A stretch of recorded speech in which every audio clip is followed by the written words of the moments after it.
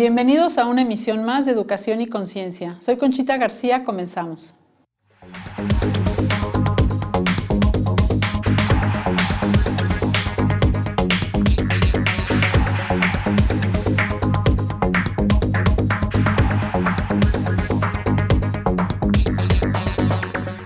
Con el gusto de estar con ustedes y transmitiendo desde el Colegio Fray Luis de León, estamos aquí en su programa Educación y Conciencia y bueno, pues estamos muy contentos porque nuevamente tenemos al ingeniero Guillermo Tamborrell Suárez, que ya nos hizo favor en semanas pasadas de visitarnos. Él es el encargado del Consejo Estatal contra las Adicciones, que es un tema pues muy importante en Querétaro por lo que platicábamos en el programa pasado, ¿no? Bienvenido, ingeniero. Muchas gracias, muy buenas tardes, noches. Pues nos da mucho gusto que esté aquí y hoy vamos a platicar de un tema que pues nos faltó la otra vez, que creo que es primordial para los colegios, es cómo las escuelas, los colegios, las universidades podemos colaborar con estos programas de prevención que ustedes tienen. Porque finalmente nosotros hacemos nuestros esfuerzos, pero ustedes que son los especialistas y que tienen estos programas de prevención y que pueden decirnos cómo tratar, qué hacer en caso de, pues colaborar con ustedes, ¿no? Y entonces ya vamos como más dirigidos, ¿no? Lo comento esto porque en el programa pasado pues nos preocupa que Querétaro pues está en estadísticas al doble más o menos de la media nacional en este asunto de las adicciones. Entonces, pues sí es preocupante porque quiere decir que pues tenemos un problema que tenemos que resolver entre todos y que tenemos que apoyar entre todos, y creo que los colegios o las universidades, por ejemplo, pues pueden ser una ayuda importante en esta parte de la prevención, ¿no? Pues al menos los tenemos ahí cautivos a los muchachos, a los jóvenes, y entonces podemos pues apoyarles y ustedes a nosotros apoyarnos en esa parte de la prevención, ¿no? Sin duda, la labor, lo que ustedes pueden desarrollar al interior de las escuelas es muy importante. Yo diría es indispensable que nos ayuden en esto. Hay que reconocer que la dinámica familiar para muchas personas ha cambiado. Es decir, las dinámicas familiares ya no es el papá que sale a trabajar y la mamá que se queda con los hijos, etc. Ya hoy la circunstancia económica en algunos casos y en otros el legítimo derecho y la aspiración de muchas mujeres de desarrollar también una vida profesional, bueno, pues también ha llevado a que en muchas ocasiones los menores de edad están pues prácticamente solos, sueltos. Sí. Entonces, ustedes en las escuelas, sin duda que pueden complementar, nunca sustituir la labor del papá y la mamá, pero sí complementar el proceso, digamos, de concientización. Porque quizá lo que debamos señalar como primer paso, que es lo que es indispensable, es que generemos conciencia en los menores de edad sobre el terrible daño que se están ocasionando al momento de consumir alcohol en exceso, el consumo nocivo, o bien al consumir cualquier otra droga. Puede ser legal o ilegal. Dentro de las legales, te recuerdo, alcohol, tabaco, medicamentos, solventes, los inhalables, y también tenemos las drogas ilegales como marihuana, cocaína, heroína, etcétera, ¿no? Entonces, si el menor llega a concientizar sobre el daño que esto le ocasiona, seguramente lo va a dejar de hacer. Esto lo podemos decir, por ejemplo, tú no vas a encontrar un menor que se suba a una azotea y se tire, o un menor que se arroja las llantas de un tráiler, por ejemplo. Entonces, ¿por qué? Sí, pues porque no es tonto. Sí. Bueno, pero la razón es que intuye, sabe que se va a hacer un terrible daño, y entonces por eso es que no lo hace. En el caso de las drogas, tenemos un problema, que el daño se va haciendo poco a poco y se hace al interior. Y para acabarla de amolar, en un principio, las primeras experiencias son placenteras. Ya después se vuelve un infierno, pero las primeras son a todo dar. Dirían, esto se siente chido, child, cool, en fin. Eso nos complica las cosas. Claro. Entonces, ¿qué es lo que tenemos que hacer? La misión, concientizar a los menores para que los menores tomen precisamente conciencia sobre ese terrible daño que se están haciendo.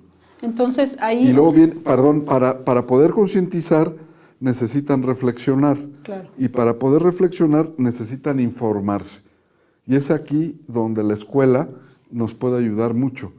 Llevarlos, darles información, llevarlos a la reflexión que finalmente conduzca a una concientización. Ok, entonces ahí nosotros podríamos apoyar en esa parte como dices, ¿no?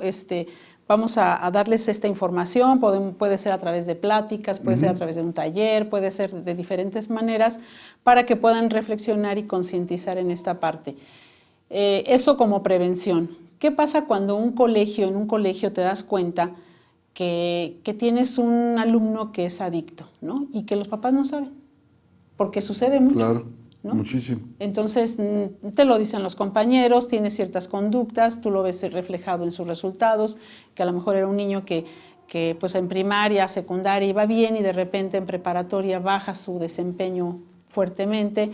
Hay muchos indicadores que te pueden decir, este niño posiblemente esté en adicciones. ¿Qué tiene que hacer un colegio en este caso? Lo que nosotros les estamos pidiendo es, primero, que avancemos un poquito en ese diagnóstico, eso que la maestra, el maestro está intuyendo, sensibilizar al menor, pedirle que conteste con la verdad, ustedes saben cómo hacerlo, y aplicarle un cuestionario.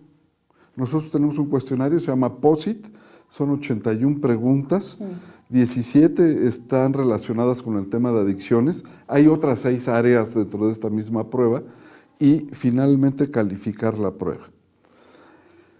Si el alumno sale en riesgo, no quiere decir que consuma, pero sí que está en riesgo, y en cualquier momento lo pudiera hacer, aun y cuando sea un consumo experimental, un consumo ocasional, es decir, por ahí de vez en cuando. ¿Qué es lo que necesitamos? Es entrevistarlo, que un terapeuta profesional lo entreviste, y es ahí, a partir de esa entrevista, en donde vamos a poder determinar qué clase de tratamiento le vamos a recomendar a este menor. Porque fíjate, perdón que te interrumpa, Dime. Cuando nosotros nos damos cuenta de esto, bueno, pues hay que avisar al papá. Pero ahí es el problema más grande, porque el papá te va a decir que no es cierto, que cómo se le ocurre, ¿no? Su hijo jamás. Y entonces puede incluso venirse contra la escuela, ¿no?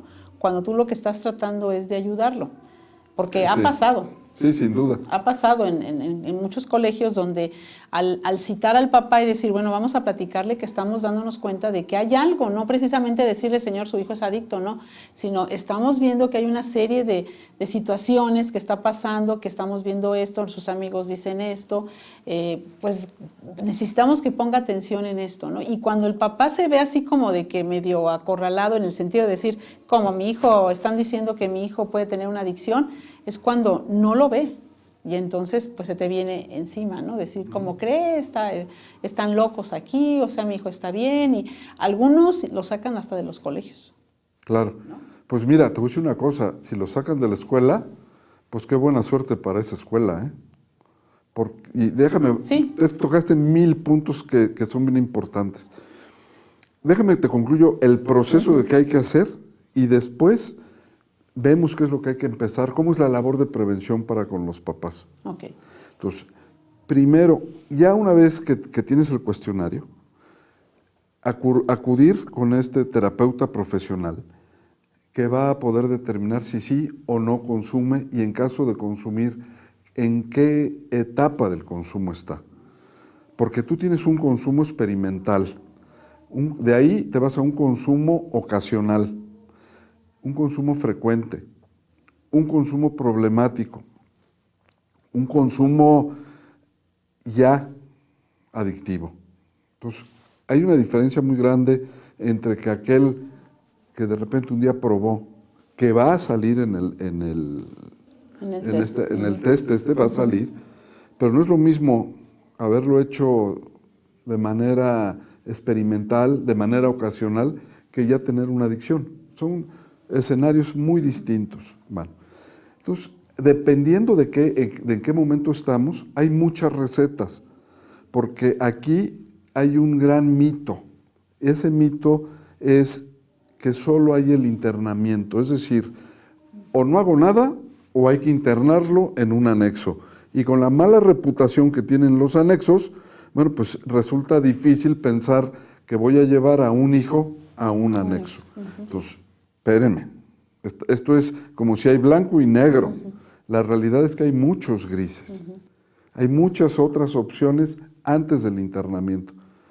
Esto es algo que es importante señalarlo porque existe afuera en la sociedad esa creencia, ¿no?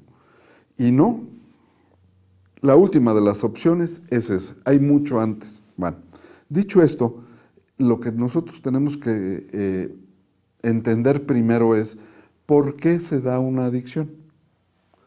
Y realmente, aunque no es la regla, así como la ley de la gravedad, que es ley, es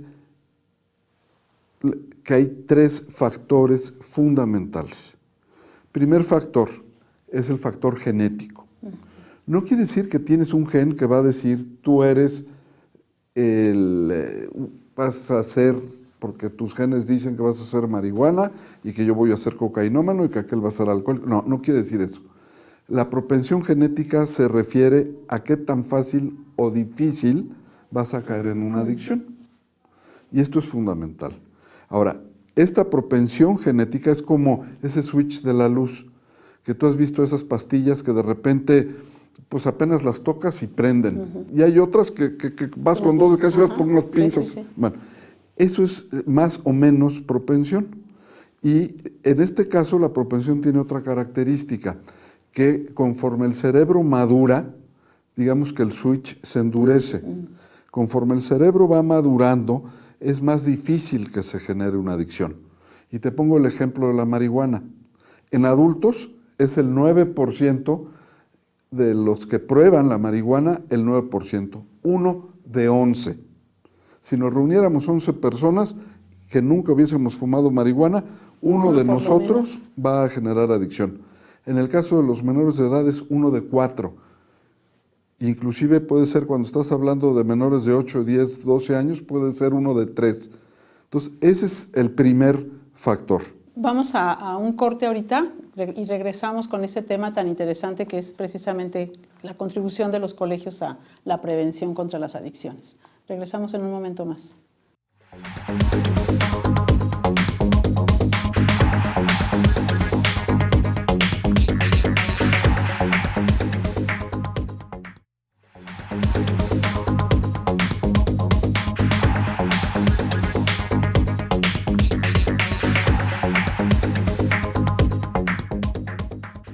Regresamos aquí a su programa Educación y Conciencia. Estamos con el tema de cómo los colegios podemos contribuir a estos programas de prevención contra las adicciones, ¿no? O sea, evitar en lo más posible pues, que caigan en este problema, ¿no? Entonces nos hablabas tú de que hay 3 factores. El primero que es genético, ¿no? Así es. El segundo factor, y yo te diría el más importante, el factor crucial, es la dinámica familiar.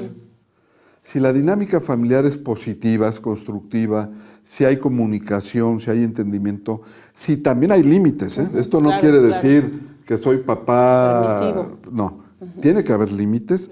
Bueno, si hay todo esto, digámoslo así, que estamos construyendo una armadura a este menor de edad para resistir la tentación, la curiosidad, el sentir de pertenecer a otro grupo en la escuela, es decir, el factor ambiental, el factor externo, que es la tercera causa.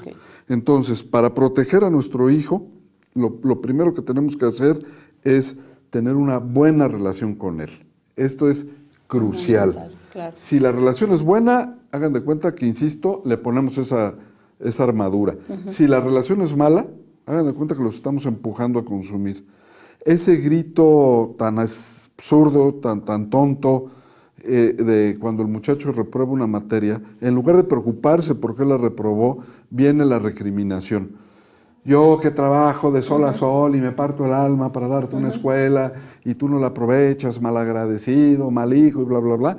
Todo esto equivale a empujarlo. Ándale, consume. Sí. Vete para... Bueno, entonces está en los padres de familia. Realmente está ahí. Y por eso me atrevo a decir que sí hay una vacuna contra las drogas. Y esa vacuna se llama Amor Manifiesto en tu casa. Y quiero señalar que es manifiesto, porque no dudo que todos los papás y claro, todas las mamás claro. querramos muchísimo a nuestros hijos. Estamos dispuestos a dar la vida por ellos, pero no se los decimos. Entonces, hay que abrazarlos, hay que besarlos, hay que apapacharlos, orientarlos, ponerles límites, platicar con ellos, compartir, darnos cuenta a dónde van, a dónde dejan de ir, etcétera.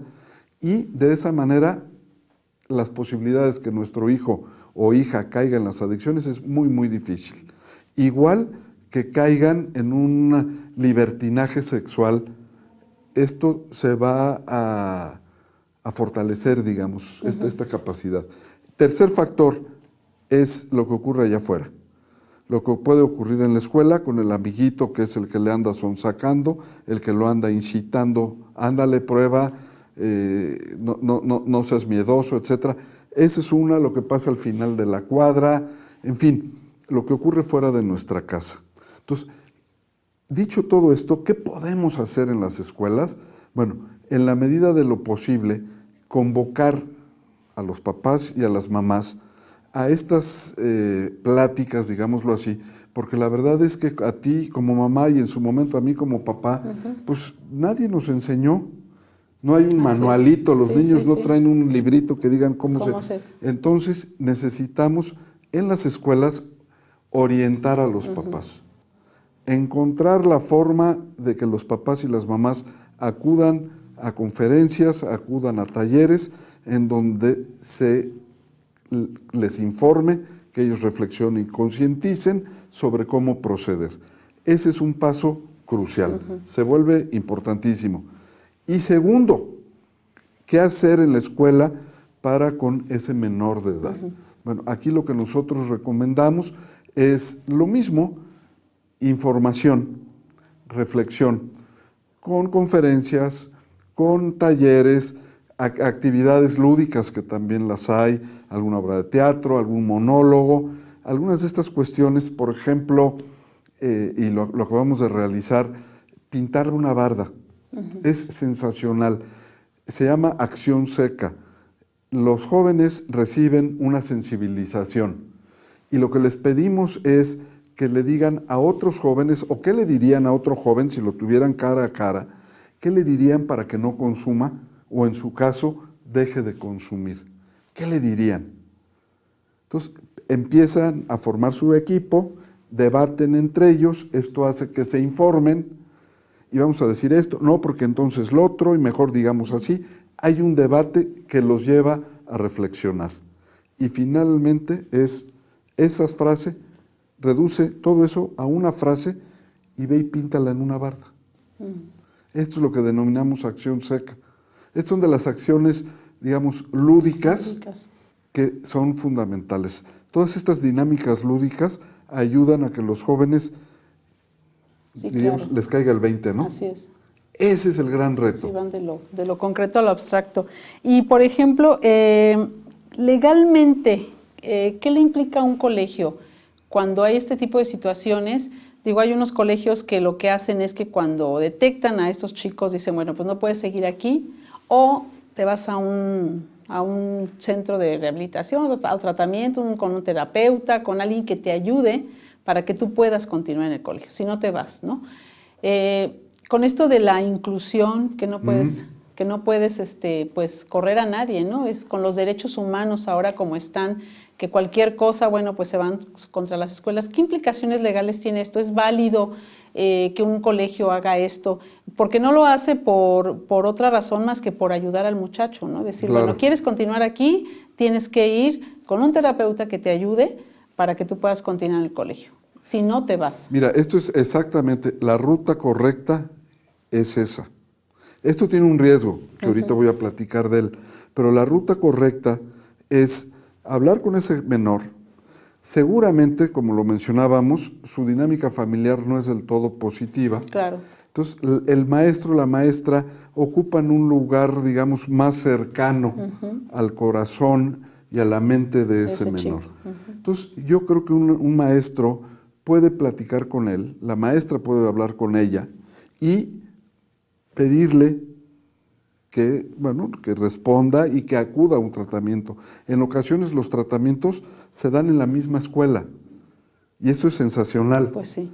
Cuando simplemente a la clase de biología o qué sé yo no entró, ¿por qué? Porque se fue a su terapia, sin mayor señalamiento de nada, porque tampoco se trata de estigmatizar, de decir, tú eres adicta, tú eres drogadicta, guácala, hazte para allá. Sí. No, no va por ahí. Con mucha discreción y a ese menor seguramente lo vamos a sacar adelante. Por supuesto que los papás tienen que estar al tanto de lo que está ocurriendo, porque esa dinámica familiar, aun y cuando nosotros hagamos la tarea en la escuela, también implica modificar la terapia familiar. Claro. Entonces, la familia también tiene que involucrarse y también tendrá que recibir su orientación. Y en base a esto, sin duda que ese menor sale adelante, ¿eh? Lo hemos visto. Hay menores que con 3 sesiones, que le llamamos intervención breve, están del otro lado. Hay otros que nos llevan más, a lo mejor nos pueden llevar 9, 12 y hasta 15 sesiones. Y el chavo se compone, se endereza y de veras se vuelven chavos ejemplo, ¿eh? O sea, de estos triunfadores en todos los sentidos. Sí se puede, pero se necesita actuar. El riesgo de esto, y es aquí donde la escuela tiene que estar muy al pendiente, es que digamos que la adicción, no me gusta el término, pero no se me ocurre otro ahorita que pudiera decir, se contagia, se contamina, se dispersa a través de ese joven adicto. O sea, todos nos queremos imaginar los papás que hay un ogro malo por ahí, que es el que va a venir y sonsacar a nuestros hijos y casi le va a poner una pistola en la cabeza y le va a decir, consume, y los obligan a consumir. Eso, la eso verdad, no es así, o sea, las malas compañías que le llaman, ¿no? Exactamente. Que son las que inducen a mi hijo a que vaya a este tipo de cosas. Exactamente. Y fíjate que yo te quiero preguntar, porque hay mucha duda en los jóvenes, ¿cuándo es una verdadera adicción? Porque, por ejemplo, yo he escuchado que dicen, ¿no? No, por ejemplo, yo no fumo, yo soy fumador social, solamente en las reuniones, ¿no? Y dices, bueno, y si tienes diario reunión, pues diario fumas, ¿no? O sea, si eres fumador. O el que toma, no, yo nada más fines de semana, yo no soy adicto, yo nada más fines de semana. Entonces, eso no es una adicción. A partir de, o sea, ¿cuándo es cuando ya es una adicción? ¿Cuándo es cuando los chicos, porque ellos, si toman, ellos piensan que una adicción es cuando tomas todos los días? Exactamente. Este es un gran mito. Eso es un gran mito. Pensamos que los alcohólicos, por ejemplo, es el borrachito que vemos en la calle, hasta sucio, ese sí es alcohólico. Yo no. Yo nomás los fines de semana. Exacto. Hay que reconocerlo. El alcoholismo tiene distintos grados y distintos niveles, pero sigue siendo alcoholismo.